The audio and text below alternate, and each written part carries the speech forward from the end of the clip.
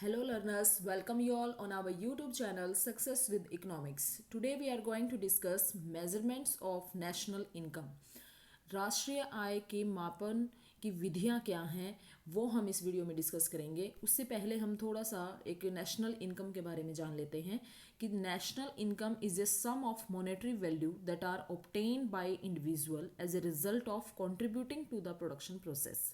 एक राष्ट्रीय आय सभी मॉनेटरी वैल्यू का सम होती है, टोटल होती है, जो भी सभी लोगों द्वारा कमाई जाती है किसके रिजल्ट में, प्रोडक्शन प्रोसेस में कंट्रीब्यूशन जो किया है उसके परिणाम के तौर पर। फैक्टर ऑफ प्रोडक्शन, जैसे there are 4 factor of production mainly: land, labour, capital, entrepreneurship, या जिनमें एंटरप्रेन्योरशिप की एबिलिटी है। तो लैंड के बदले क्या मिलता है? फैक्टर ऑफ प्रोडक्शन पेमेंट मिलती है इनको। लैंड के बदले मिलेगा रेंट, लेबर को मिलेगी वेज, कैपिटल को इंटरेस्ट और एंटरप्रेन्योर को profit. That is national income. सभी इंडिविजुअल्स ने अपनी प्रोडक्शन प्रोसेस में जो भी कंट्रीब्यूशन किया और उनकी वजह से एक मॉनेटरी वैल्यू, ये सारी मॉनेटरी वैल्यू है, इन सबको अगर जोड़ देंगे तो क्या बन जाएगी? ये नेशनल इनकम, राष्ट्रीय आय। National income accounting, 3 method of measuring national income. राष्ट्रीय आय को मापने के 3 मेथड हैं: value added method, income method, expenditure method. Value added method को प्रोडक्ट मेथड भी कहा जाता है। Value added method measures the value added by each producing enterprise in the production process, यानी कि प्रोडक्शन प्रोसेस में जो भी ईच प्रोड्यूसिंग, प्रत्येक इकाई जो उत्पादित होती है in the domestic territory of a country, घरेलू सीमा, एक कंट्री की घरेलू सीमा के अंदर एक अकाउंटिंग ईयर में। अब एक अकाउंटिंग ईयर क्या होता है हमारा? 1 अप्रैल से 31 मार्च, ये अकाउंटिंग ईयर है, फाइनेंशियल ईयर है, ये वित्तीय वर्ष है। इसके दौरान एक डोमेस्टिक यानी कि घरेलू सीमा के अंदर सभी निवासियों द्वारा अंतिम वस्तु और सेवाएं जो भी प्रोड्यूस की जाती है उनकी फाइनल वैल्यू ही क्या है? Value added method. In other words, value added is defined as the difference between total value of output of a firm and value of input bought from the other firm, यानी कि input में से output हम जो minus कर देते हैं, that is value added method. अब है वैल्यू एडेड मेथड को हम, और इसके 2 नाम और हैं, एक है प्रोडक्ट मेथड, आप इनको नोट कर सकते हैं, प्रोडक्ट मेथड उत्पाद विधि, और industrial origin method, industrial origin method, या फिर net output method, net output method. अब आप खुद देखिए, वैल्यू एडेड मेथड के एक नाम है प्रोडक्ट मेथड, दूसरा है इंडस्ट्रियल ओरिजिन मेथड और तीसरा है नेट आउटपुट मेथड। तो आपको चाहे ये आ जाए, ये आ जाए, ये आ जाए, या फिर ओरिजिन नेट, जो नेट आउटपुट मेथड है, इन चारों नामों में से कुछ भी आ जाए, आपको समझ जाना है कि आपने प्रोडक्ट मेथड ही सॉल्व करना है। तो हम प्रोडक्ट मेथड को जानने से पहले हम ये देखेंगे कि नेशनल इनकम को मेजर किया जाता है तो monetary value of the flow of output of goods and service produced in an economy over a period of time. भाई कि एक इकोनॉमी में एक वित्तीय वर्ष के दौरान जितने भी फाइनल गुड्स एंड सर्विसेज का आउटपुट होता है उन सबकी मॉनेटरी वैल्यू ही नेशनल इनकम है। अब क्या इंपॉर्टेंट है? Measuring the level and rate of growth of national income is important for keeping track. हम राष्ट्रीय आय को क्यों मापते हैं? The rate of economic growth के लिए। लिविंग स्टैंडर्ड चेंज हो रहा है उसका पता चल जाता है। डिस्ट्रीब्यूशन ऑफ इनकम में जो चेंज आया है अलग अलग ग्रुप में पॉपुलेशन के, तो उसका पता चल जाता है। इंपॉर्टेंस यही है कि it help us to estimate the level economic development. इससे हमें एक इकोनॉमी के इकोनॉमिक डेवलपमेंट का पता चल जाता है, एस्टिमेशन लग जाता है, अनुमान लगा लिया जाता है। National income used in computing per capita income, प्रति व्यक्ति आय की बारे में हमें, इसके बारे में हम कैलकुलेट कर पाते हैं। और जो रियल इकोनॉमिक ग्रोथ है वो हमारी standard of living of population है, ये सब पर कैपिटा इनकम से ही पता लगता है। ये इंक्रीज़ हो रहे हैं तो हमारी जो नेशनल इनकम है वो इंक्रीज़ हो रही है, बिकॉज पर कैपिटा इनकम का सभी का जोड़ ही तो नेशनल इनकम है। अब है आउटपुट, जो पहला मेथड है हमारा value added method, industrial origin method, या नेट आउटपुट मेथड, या फिर आउटपुट मेथड। नेट आउटपुट कह लो, आउटपुट कह लो। तो ये मेथड हम करेंगे पहले, इसी से रिलेटेड न्यूमेरिकल भी सॉल्व करेंगे। The data is usually grouped according to different production sector in the economy. जो डाटा है वो अलग अलग ग्रुप में, तीन जो हमारे सेक्टर होते हैं mainly, primary sector, secondary sector, tertiary sector, इन तीनों में इकोनॉमी ने जो भी कमाई करी उन सबको जोड़ देंगे तो आउटपुट मेथड है हमारा, आउटपुट बन गया। ठीक है, तो प्राइमरी सेक्टर में आपको पता ही है एग्रीकल्चर और माइनिंग से रिलेटेड है, सेकेंडरी सेक्टर हमारा मैन्युफैक्चरिंग से रिलेटेड है, वस्तुओं को एक इनपुट से आउटपुट में बदलना, और टर्शियरी सेक्टर हमारा सर्विस से रिलेटेड है जिसमें टेलीकम्युनिकेशन, बैंकिंग, ट्रांसपोर्टेशन, ये सब सर्विस आती हैं। उसके बाद है, अब देखिए, measurement of national income using value added method.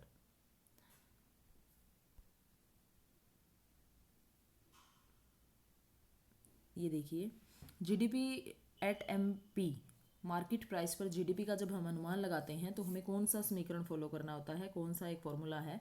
तो देखिए, मार्केट प्राइस पर जब जीडीपी एट मार्केट प्राइस है तो हम क्या करेंगे, उसको नेट बनाने के लिए, जीडीपी को नेट बनाने के लिए हम डेप्रिसिएशन माइनस कर देते हैं, नेट हो गया। उसमें से नेट इनडायरेक्ट टैक्स माइनस कर देंगे तो वो net domestic product at factor cost हो गया। अब उसमें इनकम फ्रॉम अब्रॉड प्लस कर देंगे तो वो net national product at factor cost हो गया। ठीक है, तो मैं आपको ये बता देती हूँ। ये देखिए, तीनों सेक्टर से जब आपको ये पता चले ना, अब या तो आपको न्यूमेरिकल अब जब आप निकालोगे तो आपको जीडीपी एट फैक्टर कॉस्ट या जीडीपी एट मार्केट प्राइस दिया मिलेगा। अगर नहीं दे रखा तो आपको ऐसे वैल्यू दी मिलेंगे जैसे यहाँ पर है। देखिए, प्राथमिक क्षेत्र में जितने भी मूल्य वृद्धि हुई, द्वितीय क्षेत्र में, तृतीय क्षेत्र में, सबको जोड़ लो, ये बन गया आपका gross domestic product at market price बन गया। उसमें से जब हम जीडीपी, ये बन गया जीडीपी एट मार्केट प्राइस, आप कॉपी पेन लेके बैठेंगे और साथ साथ इनको जब सॉल्व करेंगे ना तो आपको बहुत अच्छे से समझ आ जाएगा। जीडीपी एट मार्केट प्राइस में से डेप्रिसिएशन माइनस कर दिया, फालतू के खर्चे, टूट फूट, वेयर एंड टेयर, ये माइनस कर दिया, तो जी का क्या बन गया, नेट, यानी कि net domestic product at market price बन गया। ठीक है, फिर उसमें से हमने नेट इनडायरेक्ट टैक्स माइनस कर दिया, नेट इनडायरेक्ट टैक्स माइनस कर दिया, तो ये बन गया एनडीपी। ये क्या बन गया, फिर नेट इनडायरेक्ट टैक्स माइनस करते ही ये हो गया एनडीपी एट फैक्टर कॉस्ट। ठीक है, और इसमें मैं प्लस कर दूँ नेट जो इनकम है, इनकम फ्रॉम अब्रोड, निफा जिसको कहते हैं, नेशनल इनकम फ्रॉम अब्रोड, इसको प्लस कर देंगे तो नेट डोमेस्टिक प्रोडक्ट है, डोमेस्टिक का क्या बन जाएगा, नेशनल। तो क्या बन जाएगा, ये जब ये वाली इक्वेशन फॉलो करते हैं हम तो क्या बन जाएगा, net national product at factor cost. Clear? इसको बार बार आप वीडियो को रोक के या बार बार रिपीट करके अपना ये फॉर्मूला पक्का कर लेना कि कौन सी चीज़ माइनस करते हैं, कौन सी प्लस करते हैं, तो क्या बन जाता है सीक्वेंस में, बिल्कुल। ठीक है, अब उसके बाद हम देखेंगे एक न्यूमेरिकल कि उत्पादन विधि द्वारा हम कुछ डाटा दे रखे हैं, उनको क्या करेंगे, यहाँ पर सॉल्व करने की कोशिश करेंगे। ये देखिए, अब है क्या निकालना है, उत्पादन विधि द्वारा कारक लागत पर निवल घरेलू उत्पाद, यानी कि नेट डोमेस्टिक प्रोडक्ट निकालना है फैक्टर कॉस्ट पर। बिल्कुल, आप इंग्लिश में लिख सकते हैं ये कि नेट डोमेस्टिक प्रोडक्ट निकालना है एट फैक्टर कॉस्ट। अब आपको पता है कि एट फैक्टर कॉस्ट निकालने के लिए हमें इन वैल्यू में से जो दे रखे हैं इनमें से क्या क्या प्लस करें। भाई, जो भी बिक्री हुई है, जो भी एक अंतिम स्टॉक है, ठीक है, और मध्यवर्ती हम लेते ही नहीं है। आपको पता है कि राष्ट्रीय आय में कभी भी मध्यवर्ती नहीं लेते, हम अंतिम स्टॉक लेते हैं। तो अंतिम हमने ले लिया तो मध्यवर्ती को देखना ही नहीं है, ठीक है, या फिर माइनस कर देना है। और फिर हम उसमें लेंगे आरंभिक स्टॉक, क्योंकि अंतिम में से आरंभिक माइनस करते हैं ना। एक और मैं बात बता देती हूँ कि चेंज इन स्टॉक का फॉर्मूला होता है चेंज इन स्टॉक, ये डेल्टा यहाँ चेंज को दिखा रहा है। इसमें हम क्या करते हैं, क्लोजिंग स्टॉक में से ओपनिंग स्टॉक माइनस कर देते हैं, ओपनिंग स्टॉक माइनस कर देते हैं। तो अब यहाँ पर देखो, अंतिम स्टॉक दे रखा है और फिर आरंभिक स्टॉक दे रखा है, बीच में जानबूझ के मध्यवर्ती उपभोग दे दिया। तो पहले आप अंतिम स्टॉक, आरंभिक जो स्टॉक है, क्लोजिंग माइनस ओपनिंग, तो क्लोजिंग में से ओपनिंग को माइनस करेंगे तो हमारा चेंज इन स्टॉक आ जाएगा। ये देखिए, यहाँ पर भी यही कर रखा है कि पहले वाली है हमारी जो सेलिंग हुई है, बिक्री हुई है, वो प्लस उसमें हमने ओपनिंग में से सॉरी क्लोजिंग में से ओपनिंग माइनस कर दिया तो ये 1 बन गया। अब हमें क्या करना है, मध्यवर्ती उपभोग हम लेते नहीं है तो हमने इसको कर दिया माइनस, ये 3 पे देखिए मध्यवर्ती उपभोग है। फिर अप्रत्यक्ष कर, क्योंकि हम क्या निकाल रहे हैं, फैक्टर कॉस्ट निकाल रहे हैं, तो फैक्टर कॉस्ट पर अप्रत्यक्ष कर माइनस होते हैं तो हमने वो भी माइनस कर दिया। फिर क्या करते हैं, आर्थिक सहायता, आर्थिक सहायता हम प्लस करते हैं, आपको पता है, तो प्लस कर दी। माइनस, अब क्योंकि हम नेट निकालना है तो हम क्या कर देंगे, डेप्रिसिएशन को भी माइनस कर देंगे। अब ये सारी वैल्यू यहाँ लिखने के बाद हमारा आंसर आ जाएगा जी 293। ठीक है, तो मैं आपको और इसको एक बार बता देती हूँ आगे। ये देखिए वैल्यू क्या है कि सेलिंग दे रखी है, ओपनिंग जो चेंज इन स्टॉक है ये दे रखा है। पहले हम बिक्री जो दे रखी है पहले पॉइंट पे हम उसको कर लेंगे प्लस। उसमें हमने क्या करना है, चेंज इन स्टॉक लेना है। चेंज इन स्टॉक की 2 वैल्यू दे रखी हैं, क्लोजिंग माइनस ओपनिंग, ये कर लिया। फिर उसमें से क्या दे रखा है, मध्यवर्ती उपभोग। और फाइनल गुड में हम जब हमने फाइनल गुड लेनी है, नेशनल इनकम निकालने हैं, तो हम जो इंटरमीडिएट कंजप्शन है या मध्यवर्ती जो उपभोग है उसको हम माइनस करते हैं, तो मध्यवर्ती उपभोग को हम कर देंगे माइनस।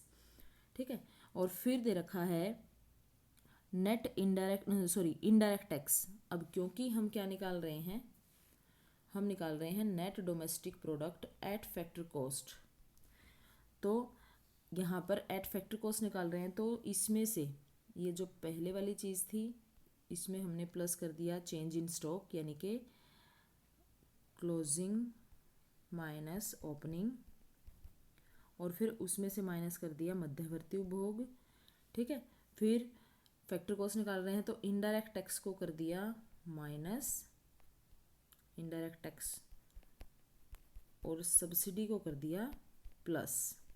अब क्योंकि नेट निकालना है तो हम क्या कर देंगे, डेप्रिसिएशन भी माइनस कर देंगे। ठीक है, डेप्रिसिएशन भी हमने क्या कर दिया, माइनस कर दिया। तो ये सारी की वैल्यू हमारे पास आ गई है। अब इनको हम जब सॉल्व करेंगे तो हमारा आंसर आ जाएगा 293। ये सारी वैल्यू लिखना कॉपी में और इनको बार बार सॉल्व करने की कोशिश करना। मैंने 2 बार बता दिया है आपको। एक न्यूमेरिकल ये दे रखा है, ये आप खुद सॉल्व करना।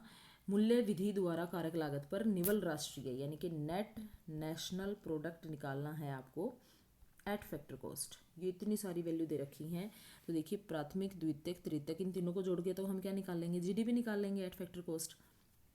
ठीक है, प्राथमिक क्षेत्र में इधर भी उत्पादन का मूल्य दे रखा है, इधर भी प्राथमिक क्षेत्र द्वारा दे रखा है, और इससे आगे मैंने देखिए ये सोल्व भी करा रखा है। ये वाला तो देखो एक्सपेंडिचर का है, ये हम नेक्स्ट वीडियो में करेंगे, बट यहाँ पर आपने मूल्य वृद्धि द्वारा, तो देखो प्राथमिक क्षेत्र में, द्वितीयक क्षेत्र में, तृतीयक में सब जोड़ लिया, तो ये बन गया हमारा जीडीपी एट फैक्टर कॉस्ट। उसमें से जब हम माइनस कर देंगे अप्रत्यक्ष कर, आर्थिक सहायता जोड़ देंगे तो हमारा ये बन जाएगा एट मार्केट प्राइस। विदेशों वाले जोड़ देंगे तो ये नेशनल बन जाएगा। नेशनल में से हम डेप्रिसिएशन माइनस कर देंगे तो ये नेट नेशनल बन जाएगा, और नेट नेशनल ही तो पूछा था एट फैक्टर कॉस्ट।